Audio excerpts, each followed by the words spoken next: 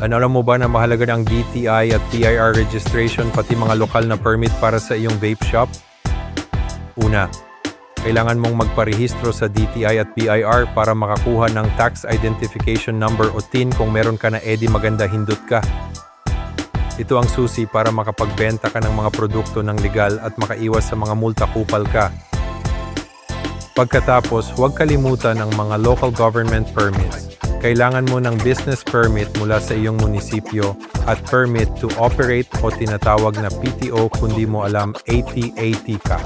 Tandaan, ang mga produkto mo dapat ay may tax stamps at PS license.